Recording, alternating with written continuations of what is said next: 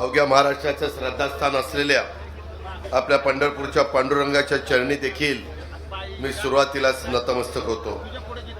मोहोळच्या या पवित्र भूमीमध्ये महायुतीचे अधिकृत उमेदवार यशवंत माने यांच्या प्रचारार्थ आपण या ठिकाणी जमलेलो आहे। या सभेला उपस्थित असणारे आपल्या सगळ्यांचे सहकारी राजन मालक, प्रशांत परिचारक, बाळासाहेब आजबे, कल्याण बाप्पा पाटील, कल्याणराव काळे, प्रदीप गारडकर, लतीफ तांबोळी, बाराजे पाटील, दिनकर भाऊ मोरे, अजिंक्यराव पाटील, वर्षाताई शिंदे, प्रकाश चौरे, ज्योत्स्नाताई पाटील, दीपक माळी, रामेश्वर मासाळ, असलम चौधरी, सुनील चव्हाण, दादा पवार, संजीव खिलारे, दादा कर्नावार, संतोष जाधव, रमेश माने, सुनील काळे, विकास वाघमारे, दिनकर पाटील,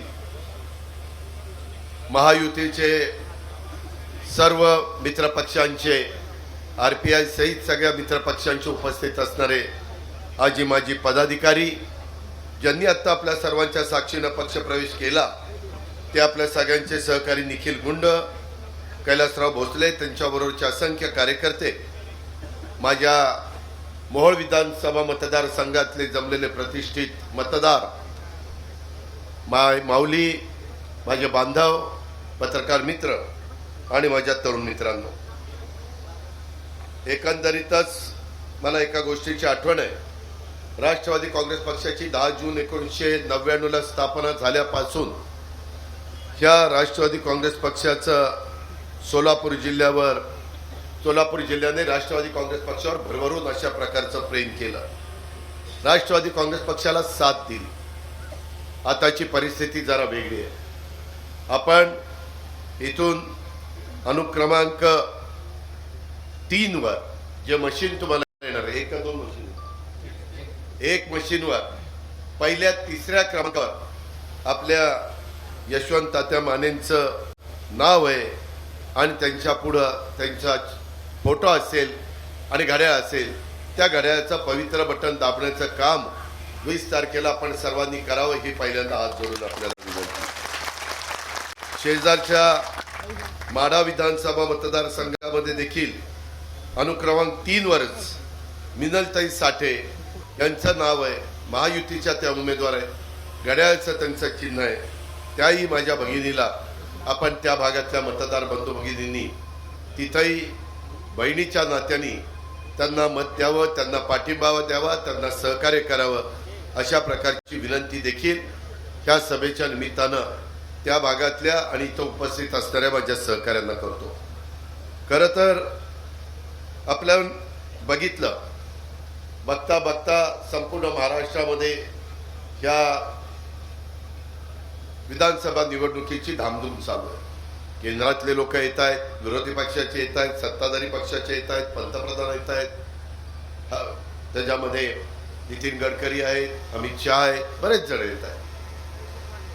आम्ही देखील महाराष्ट्रामध्ये फिरतोय आणि निवडणूक आपल्या सगळ्यांच्या भवितव्याची आहे। यंदा सुदैवाने पाऊस काळ चांगला झाला, धरणं भरली आणि पाऊस चांगला झाल्यामुळं विहिरींना देखील पाणी आहे, बोरला देखील पाणी आहे। आम्ही त्याच्यात एक महत्त्वाचा निर्णय घेतला।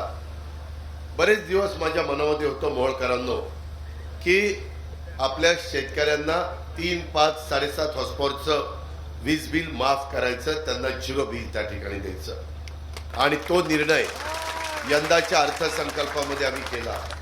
योग कसा जुळून आला बघा, अर्थसंकल्प मांडला, योजना चांगल्या जाहीर केल्या आणि नेमकं पाऊस काळ देखील चांगला झाला, निसर्गाने पण साथ दिलेली आहे। आता इथून पुढं बरेच शेतकऱ्यांच्या बाबतीमध्ये निर्णय घेतलेत आम्ही। लोकसभेच्या निवडणुकीच्या निमित्ताने फटका बसला, 0.6%च मतं महायुतीला कमी पडली, 0.6%, पण जागा खूप पडल्या आणि त्याच्यामुळे मी खोलात गेलो किंवा काय कमी पडलं त्याच्यामध्ये आमच्या लक्षात आलं की कांदा निर्यात बंदी आम्ही केली होती, आम्ही म्हणजे सेंट्रलनी, त्याचा फटका कांदा उत्पादक शेतकरी नाराज झाला। नाशिक, फलटण, पुणे, सातारा, सोलापूर या सगळ्या बेल्टमध्ये मोठ्या प्रमाणावर कांदा उत्पादक आहे। तो तिथं नाराज झाला, त्यांचे भाव पडले. त्याच्यानंतर ते संविधानाचा मुद्दा काढला, म्हणले अब की बार 400 पार. कशाला 400 पार पाहिजे?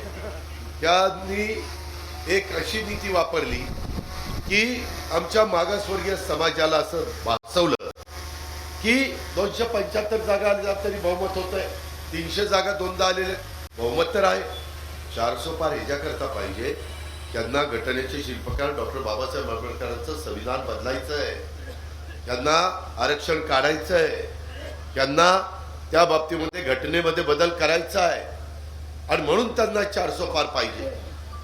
हा त्यांनी जो फेक नरेटिव्ह सेट केला तो इतका परफेक्ट बसला की बरेचसे जवळचे कार्यकर्ते देखील म्हणायला लागले की दादा, त्यावेळेस आमचा मागासवर्गीय समाज जरा वेगळ्या विचारामध्ये, आणि त्याचं कारण हे होतं, खोटं कारण होतं पण होतं.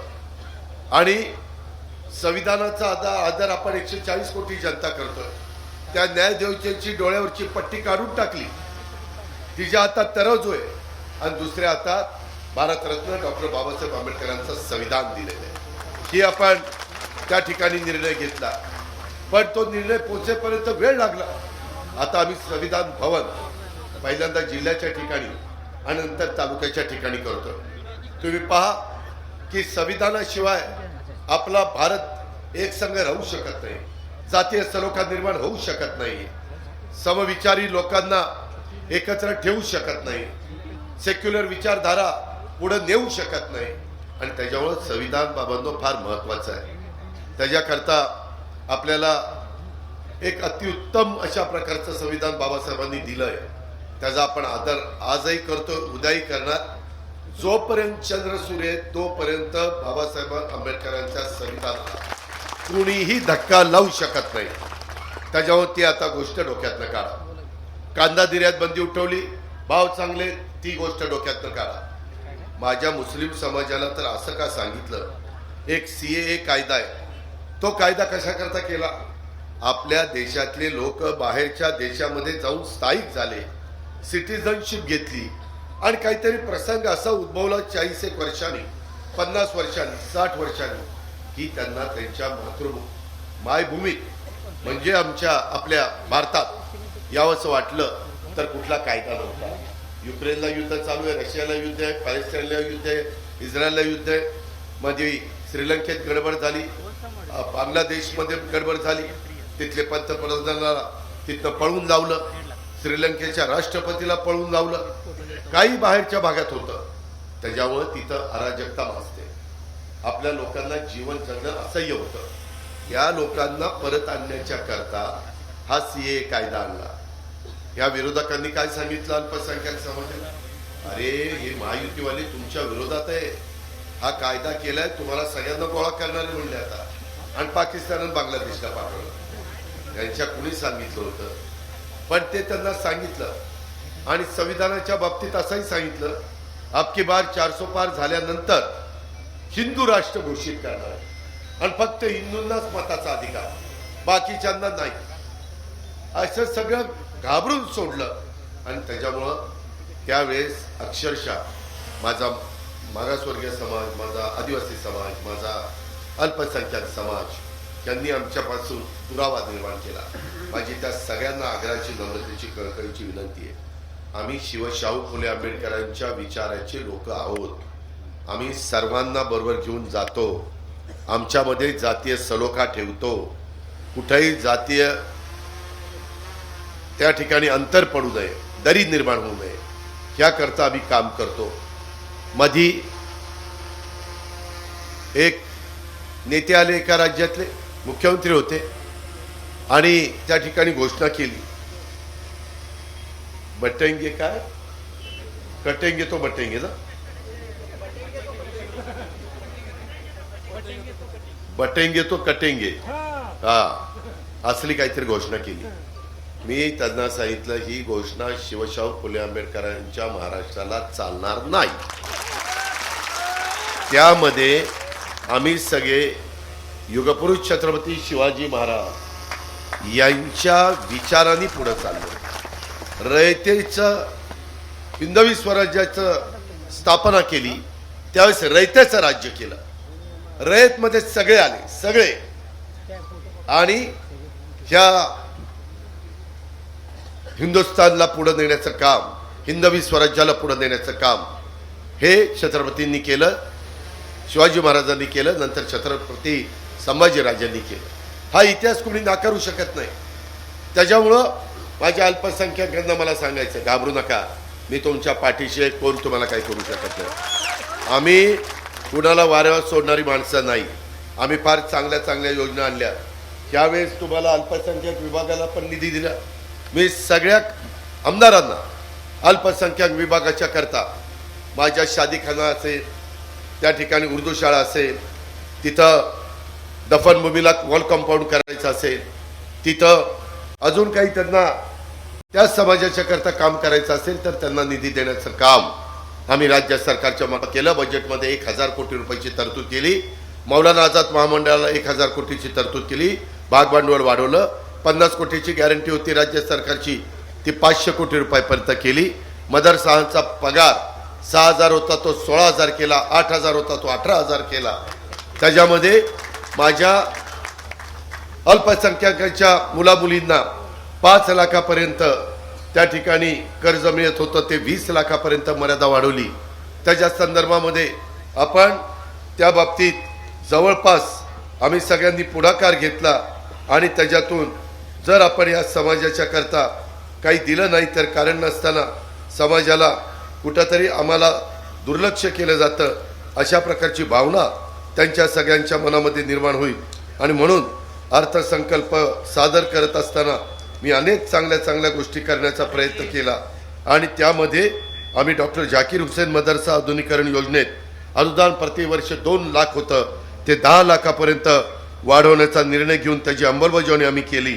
त्याचबरोबर आम्ही ह्याच्यामध्ये वेगवेगळ्या समाजाला परदेशामध्ये गरिबांच्या मुलांना शिक्षणाच्या करता शिष्यवृत्ती देऊन पाठवतो.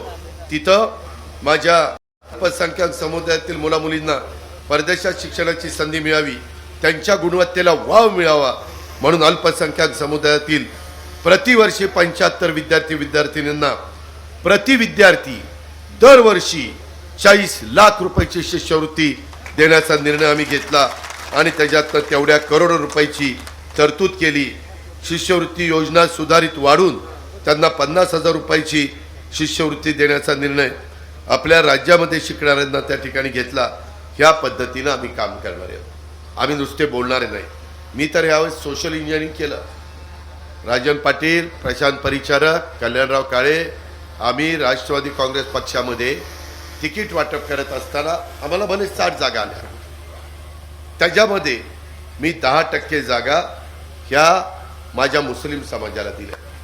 हसन मुश्रीफ, त्याच्यामध्ये नवाब मलिक, जिशान सिद्दीकी, नजीब मुल्ला, शेख आणि सना मलिक, 6 जणांना मी तिकीट दिली. मध्ये यशवंताला विचारा, 2 जागा मला विधान परिषदेच्या आल्या. त्याच्यात विधान परिषदेमध्ये एक पण अल्पसंख्याक आमदार नाही. माझ्या ज्यावेळेस लक्षात आलं, मी ताबडतोब, काँग्रेसने नाही केलं, इतरांनी केलं नाही, पण मी इद्रिस नायकवाडी आमच्या मिरजचे, त्यांना तिथं आमदार केलं. त्यांना विचार आमदार केलं की नाही. आम्ही नुसतं बोलत नाही, आम्ही कृती करतो. त्याच्यामुळं माझ्या अल्पसंख्याक समाजाला विनंती आहे, तुम्ही सगळ्यांना एकाच चष्म्यातनं बघू नका. राष्ट्रवादी काँग्रेस पक्ष हा बहुजनांचा आदर करणारा, सर्व जाती धर्माला बरोबर घेऊन जाणारा, समाजातल्या शेवटच्या घटकाला न्याय देणारा अशा प्रकारचा हा पक्ष आहे. आणि आम्ही तुम्हालाही बरोबर घेऊन जातोय हे आम्ही कृतीतनं त्या ठिकाणी दाखवलं. एवढंच नाही, मी महिलांना पण 10% जागा दिल्या उमेदवार म्हणून. त्याच्यातल्या एक आपल्या मिनलताई साठे, दुसऱ्या आदित्यताई तटकरे, त्या ठिकाणी तिसऱ्या आमच्या सुलभा खोडके यांच्याबरोबर त्या आमदार होत्या. त्या ठिकाणी सरोज आहिरे, त्या आमच्याबरोबर आमदार होत्या, त्या आमच्याबरोबर. अशा 10% जागा त्यांना दिल्या. त्याचबरोबर माझ्या मागासवर्गीय समाजाला त्यांनाही 12.5% जागा दिल्या. इथं यशवंताला दिली, तिकडं फलटणला सचिनला दिली, तिकडं पिंपरीला अण्णा बनसोडेला दिली, उदगीरला संजय बनसोडेला दिली, तिकडं बडोलेला विदर्भात दिली, त्याच्यानंतर अजून कोणाला दिली, अजून एक कोणीतरी लहू कानडे श्रीरामपूर विद्यमान आमदार होते, त्यांच्यावर अन्याय झाला, साहित्यिक कवी लेखक, परंतु त्याला अचानक काँग्रेसने नाकारलं. काय काँग्रेसच्या मनात आलं, नाकारलं. चांगला व्यक्ती आज तिथं निवडून येईल. मी परवा श्रीरामपूरला सभेला गेलो होतो. आम्ही मागासवर्गीयांना पण न्याय दिला, आम्ही आदिवासींना पण न्याय दिला, आदिवासी पण 12.5% मी घेतले. या पद्धतीनं आम्ही चाललोय, आम्ही आमचं काम केलेलं आहे. माझी मोहोळकरांना विनंती आहे की तुम्ही मागं 5 वर्षापूर्वी यशवंत मानेला राजन पाटलांच्या पाठिंब्यामुळं, त्यांच्या मदतीमुळं पाठवलं. यशवंतानेही 5 वर्ष चांगलं काम केलं, तरी यशवंताला 5 वर्षात 2 वर्ष त्याची वाया गेली. 1 वर्ष सत्ता नव्हती, आम्ही विरोधी पक्षात होतो, सगळ्या आमच्या कामाला स्टे मिळालेला होता. आणि दुसरं 1 वर्ष पूर्ण आमचं करोनामध्ये गेलं. माणसं जगवण्याचं काम आम्ही करत होतो, माणसाला ऑक्सिजन देण्याचं काम करत होतो. लोक 2-2 वाजता फोन करायची, दादा इथला ऑक्सिजन संपलाय, टँकर पाठवा, टँकर पाठवा. आम्ही रातोरात टँकर पाठवायचो, रेमडेसिवीर द्यायचो, वॅक्सिन द्यायचो, व्हेंटिलेटर द्यायचो, त्या ठिकाणी ॲम्ब्युलन्स द्यायचो, जम्बो हॉस्पिटल करायचो, बेड त्या ठिकाणी निर्माण करायचो, पॅरामेडिकल स्टाफला बरोबर घेतलं, पोलिसांना बरोबर घेतलं, डॉक्टरांना बरोबर घेतलं, नर्सेसला बरोबर घेतलं. आणि एवढा मोठं संकट आजाराचं, माणसं अनेकांच्या घरातली आपल्याला सोडून गेली. त्या सगळ्यांना मी भावपूर्ण श्रद्धांजली अर्पण करतो. पण मला हेही तुम्हाला सांगायचं आहे की बाबांनो, त्याच्यातनं तुमच्या माझ्या महाराष्ट्राला वाचवण्याचं काम. मी तर सकाळी 8 वाजता जाऊन मंत्रालयात बसायचो, कुणी यायचं नाही, मोहोळकरांनो एक यायचा नाही. मला उलट काही मंत्र्यांनी, मी नावं नाही सांगत, म्हणले दादा कशाला मरायला निघाला. म्हणलं का रे, अप्पट दिशी भरून वर जा.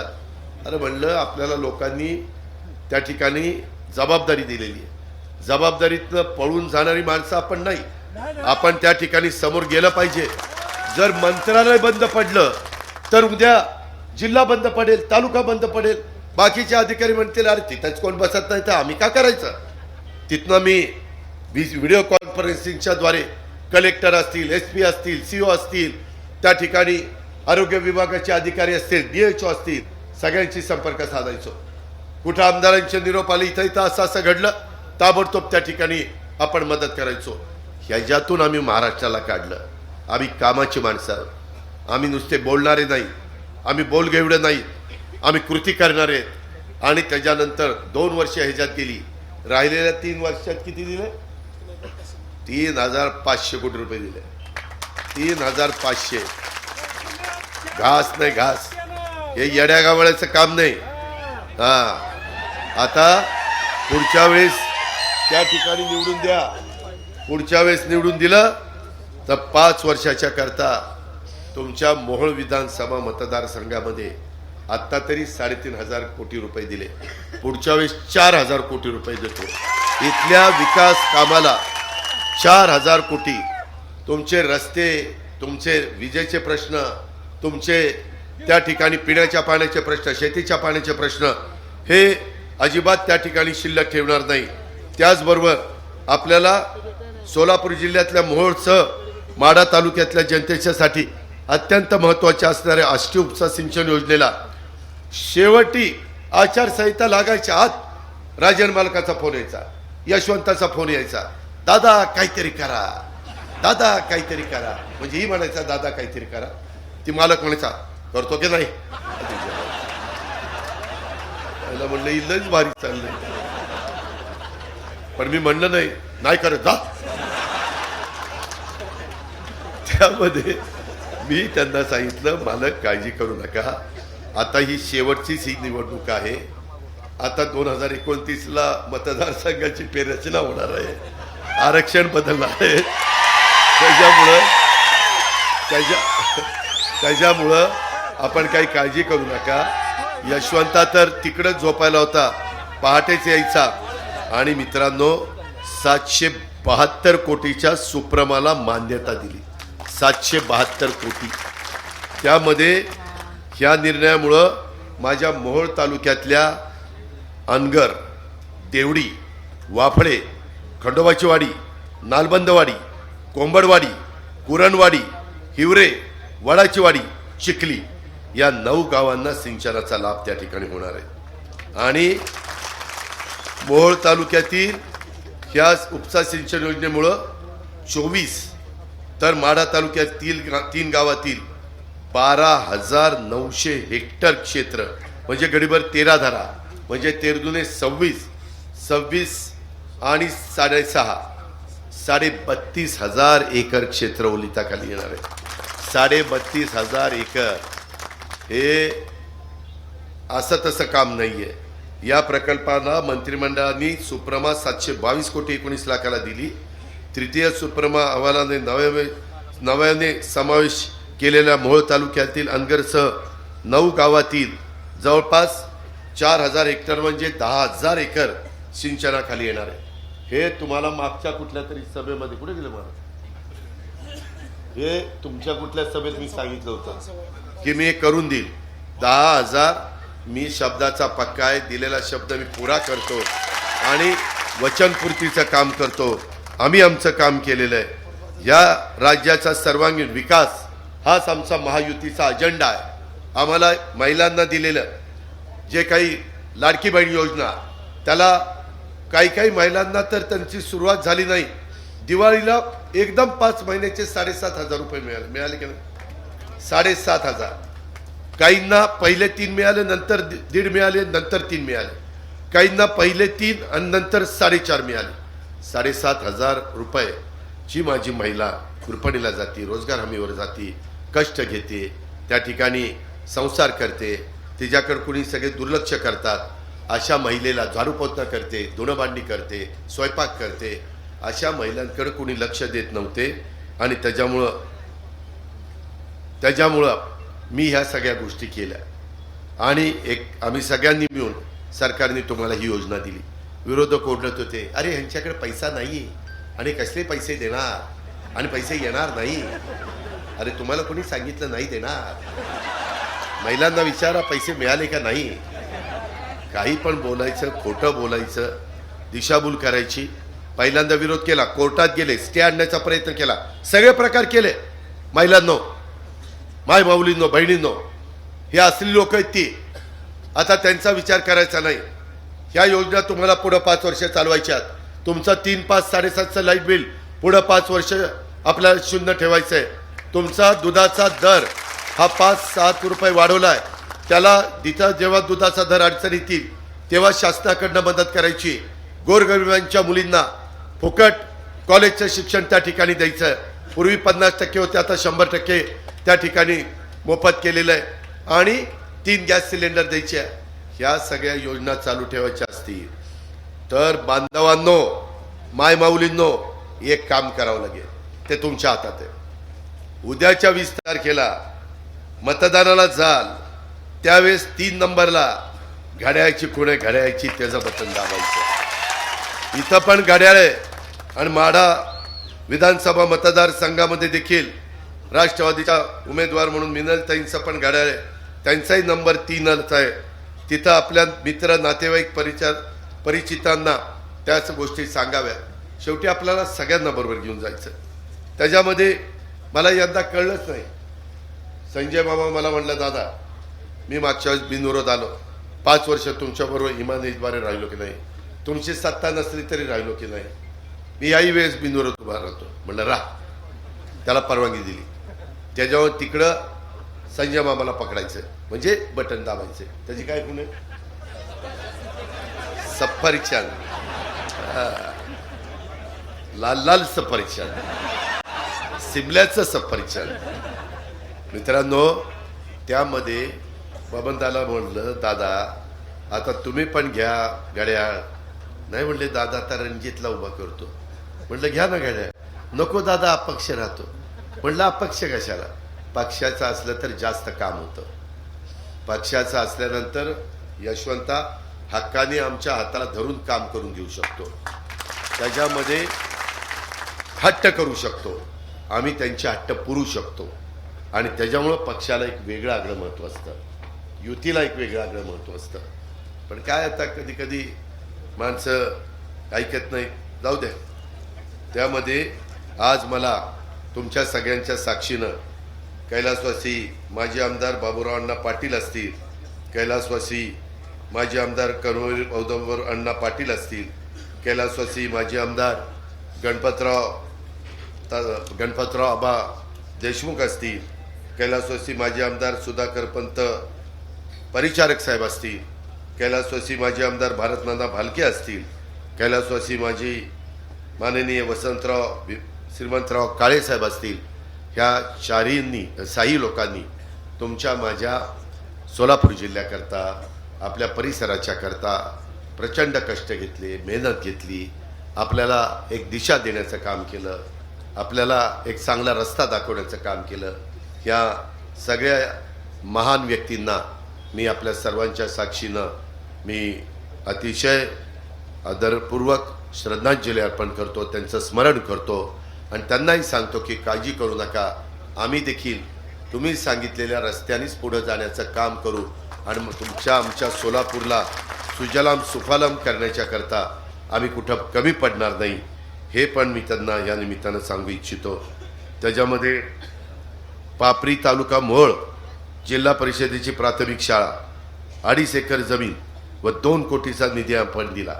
अरे मी मगाशीच सांगितलं 3,500 कोटीत सगळं आलं, 2 कोटी आलं, सगळं आलं आणि त्याचं एवढं पुस्तक तयार केलं. या पुस्तकामध्ये सगळे पुरावे, कुठल्या कुठल्या गावात नांदजला काय केलं, शिंगोलीला काय केलं, अर्धनारीला काय केलं, इंचगावला काय केलं, हा बरोबर आहे, ते CSR बंद केले होते, ते सांगितलं की सगळेच येथील उपलब्ध केले. काय बोला, हा त्याला काढून टाकलेलं आहे, काळजी करू नये.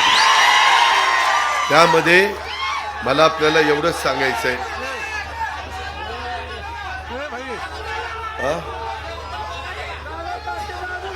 पहिलं बटन दाब. त्याच्यामध्ये मला तुम्हाला सगळ्यांना सांगायचं आहे की या सगळ्या गोष्टी करण्याच्या करता अतिशय मन मिळावं, सगळ्यांना बरोबर घेऊन जाणारा, जमिनीवर पाय ठेवून चालणारा, हवेत अजिबात चालणारा नाही, अशा पद्धतीचा आपला आमदार हा तुम्हाला मला यशवंताच्या रूपाने त्या ठिकाणी मिळालेला आहे. ही गोष्ट आपल्याला नाकारता येणार नाही. यशवंत माने हा तुमच्या माझ्या मोहोळ विधानसभा मतदारसंघाच्या विकासासाठी अतिशय तळमळीनं काम करणारा हे नेतृत्व आहे. एक आदर्श लोकप्रतिनिधी म्हणून आमदार मानेंची राज्याला देखील ओळख झालेली आहे.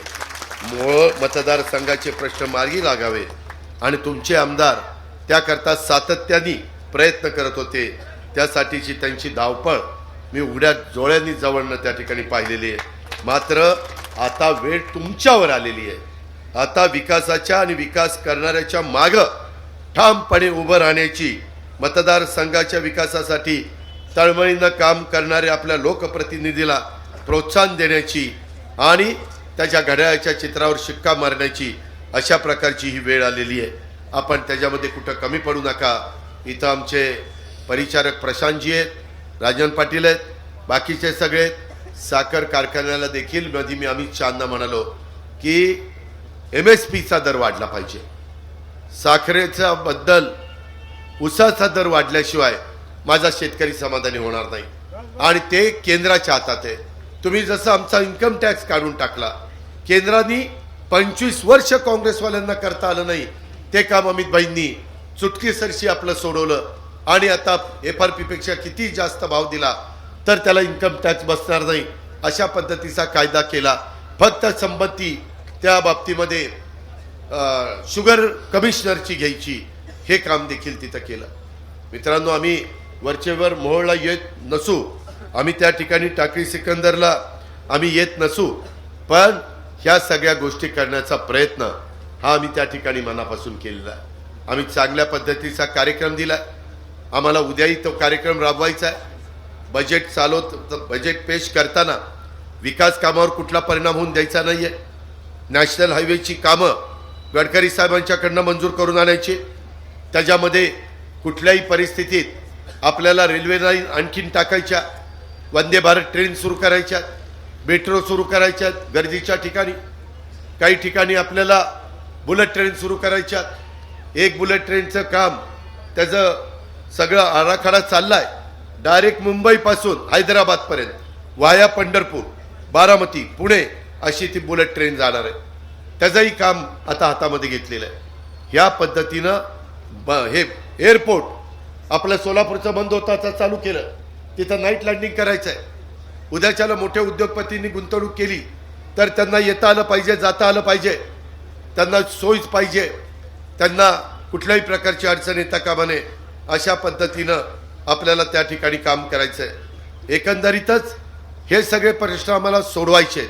माझं स्वतःचं पुण्याच्या सभेमध्ये मी आणि नरेंद्र मोदी साहेब बसलो होतो, त्यावेळेस मी यांना सांगितलंय, त्यांनी मला विचारलं महाराष्ट्रामध्ये काय परिस्थिती आहे, ती सांगितल्यानंतर त्यांना मी सांगितलं की पंतप्रधान महोदय, चंद्राबाबू नायडू हे आंध्र प्रदेशचे मुख्यमंत्री झाल्यानंतर जसं अर्थसंकल्पामध्ये त्यांना झुकतं माप दिलं, नितीश कुमारला बिहारमध्ये दिलं, तसं उद्या महायुतीचं सरकार आमची महाराष्ट्रातली जनता आणणार आणणार आणणार, त्याबद्दल दुमत नाही।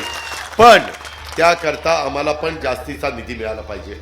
आमचे प्रश्न आहेत, आम्हाला तिथं सीना भोगावती जोड कालवा, सीना भीमा बॅरेजेस ह्या गोष्टी आम्हाला करायच्या, आम्हाला नदीजोड कार्यक्रम राबवायचा आहे, आम्हाला पश्चिमेकडं पडणारं पावसाचं पाणी ते वळून पूर्वेकडं त्या ठिकाणी आणायचं आहे, त्याकरता आम्हाला खर्च येणार आहे, त्याकरता आम्हाला निधी लागतोय। कधी वर्ल्ड बँकेचा लागेल, कधी जायकाचा जपानचा लागेल, आणि त्याला तुमची मदत लागणार आहे, कारण तुमच्या संमतीशिवाय ते होऊ शकत नाही। ते म्हणले काळजी करू नका, तुम्ही महाराष्ट्रातल्या जनतेला सांगा, तिसऱ्यांदा मी देशाचा पंतप्रधान झालोय, अजून 4.5 वर्ष त्यांच्या हातामध्ये आहेत, आणि त्याच्यातनं तुम्ही उद्याचं सरकार दिलं तर 4.5 वर्ष आपले केंद्राचे सगळे प्रश्न सोडून आणण्याची जबाबदारी आपले मुख्यमंत्री, दोन्ही उपमुख्यमंत्री घेतील, हा शब्द देखील या सभेच्या निमित्तानं मी तुम्हाला देतो। काळजी करू नका, हे केलं पाहिजे, हे झालं पाहिजे, त्याकरता तुमची साथ पाहिजे, त्याकरता तुमचं पवित्र मत हे आम्हाला उद्याच्या 20 तारखेला त्या ठिकाणी पाहिजे। त्याच्यातून सीना भीमा बॅरेजेस त्याचा फायदा फार होतो।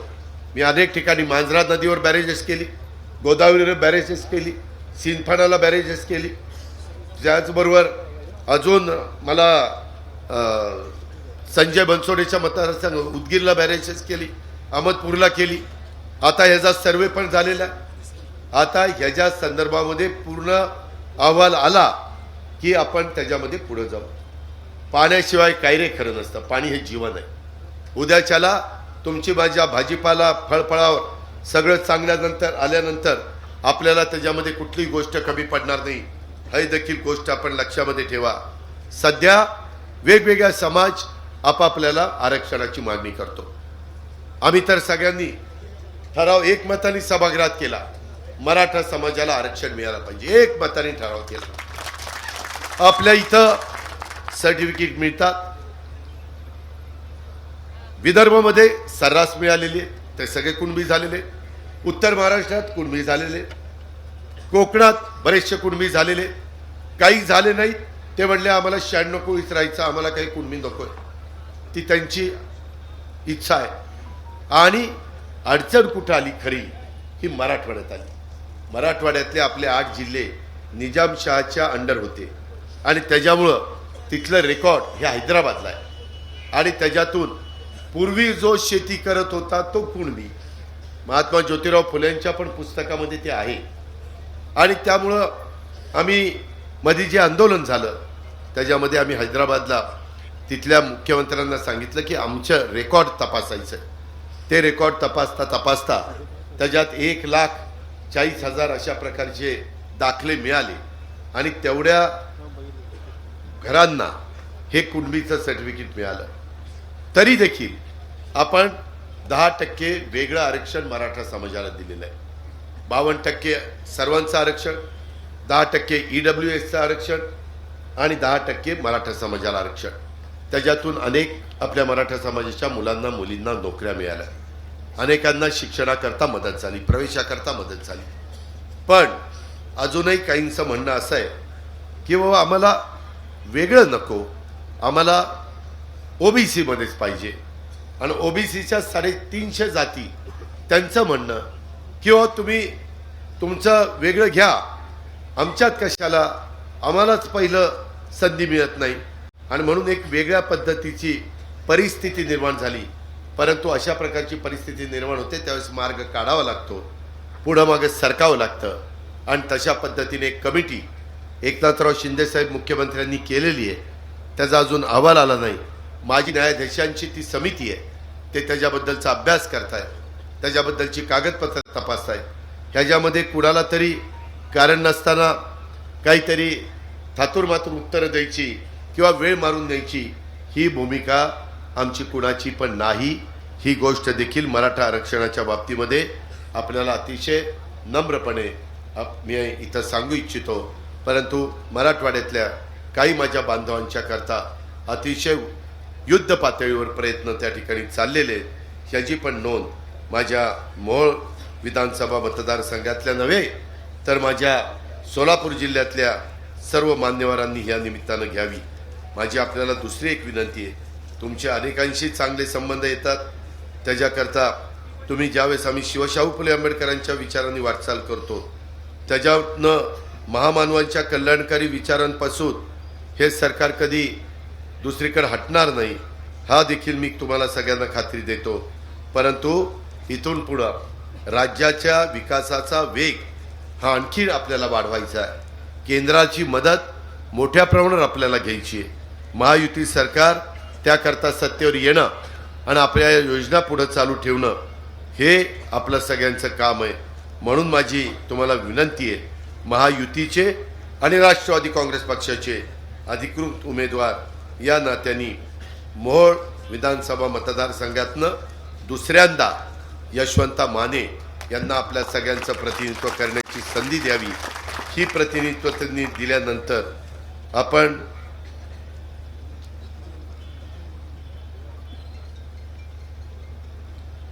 काल काहीतरी एका पक्षाचे म्हणे अध्यक्ष आले होते मोहोळमध्ये आणि सभा ठोकली आणि त्यांनी इशारा केला,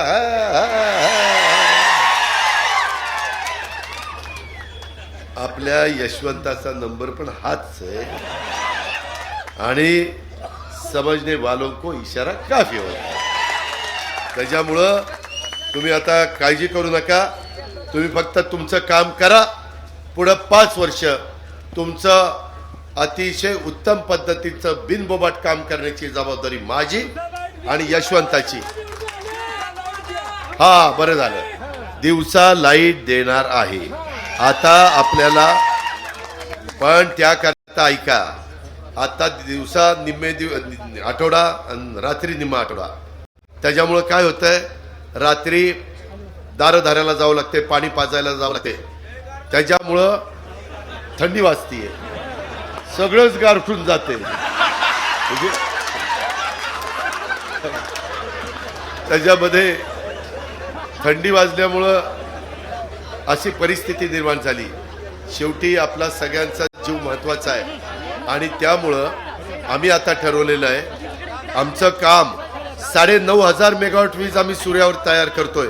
35,000 एकरामध्ये काम चाललेलं आहे. काही काम पूर्ण झालंय, ते काम पूर्ण झाल्यानंतर आपल्या राज्यातल्या शेतकऱ्यांना दिवस उजाडला वीज चालू, दिवस बंद मावळला वीज बंद, घरी मावळल्यानंतर जायचं, आपल्याच घरी जाऊन बायका पोरांच्यात राहायचं, कुठं गडबड करायची नाही आणि जेवायचं, गप्पा मारायच्या, मुलाबाळांचं शिक्षणाचं विचारपूस करायची. रात्री बिबट्याची भीती नाही, त्याच्यामध्ये रानगाव्याची भीती नाही, त्याच्यामध्ये रानडुकराची भीती नाही, विंचू काटा साप कोणाची भीती नाही. फक्त व्यवस्थितपणे निर्व्यसनी राहून साधू संतांचा विचार, वारकरी संप्रदायाचा विचार ते मनामध्ये ठेवून घरातल्या कुणालाही त्रास न देता तिथं शांत रात्री राहायचं, अशी व्यवस्था केलेली आहे. हा परडा पीक विम्याचं पण चालू आहे. 1 रुपयात पीक विमा केलेला आहे, ते काम चाललेलं आहे. इतरांच्या बाबतीमध्ये देखील पहिल्यांदा हे सगळं पचनी पाडून घ्या, हे सगळं घ्या ना. त्याच्यामध्ये हे सगळं करताना उद्याच्याला पुन्हा निवडून गेल्यानंतर मला अर्थसंकल्प बघावा लागेल. जे जे माझ्या बळीराजाकरता शेतकऱ्यांच्या करता करायचं असेल ते करण्याच्या करता हा शेतकऱ्याच्या पोटचा मुलगा या नात्याने तुम्हाला काही कमी पडून देणार नाही हा शब्द देतो आणि आपल्या सगळ्यांची रजा घेतो. जय हिंद, जय महाराष्ट्र. हॅलो ठीक. सन्माननीय नामदार अजितदादा पवार साहेबांचे आभार. आणि यानंतर काही जाहीर पाठिंबा देत आहेत महात्मा फुले समता परिषद तालुका मोहोळ, अमोल पांडुरंग माळी आणि सर्वच आमचे महात्मा फुले समता परिषदेचे सन्मान्य पदाधिकारी आज यशवंत माने साहेबांना पाठिंबा देत आहेत. यानंतर यशवंत सेनेचे महाराष्ट्र राज्याचे सरसेनापती माननीय माधवरावजी गडगे यांच्या नेतृत्वाखाली आज या ठिकाणी युवक जिल्हाध्यक्ष राजू लक्ष्मण गाडेकर, सुनीलजी गाडेकर, संभाजी वाघमोडे हे सगळेच सन्माननीय यशवंत तात्या माने साहेबांना आजच्या सोहळ्याप्रसंगी इथं पाठिंबा देत आहेत. यानंतर या जाहीर सभेचं आभार प्रदर्शन मोहोळच्या कृषी उत्पन्न बाजार समितीचे सभापती श्री असलमजी चौधरी यांनी या ठिकाणी करावा.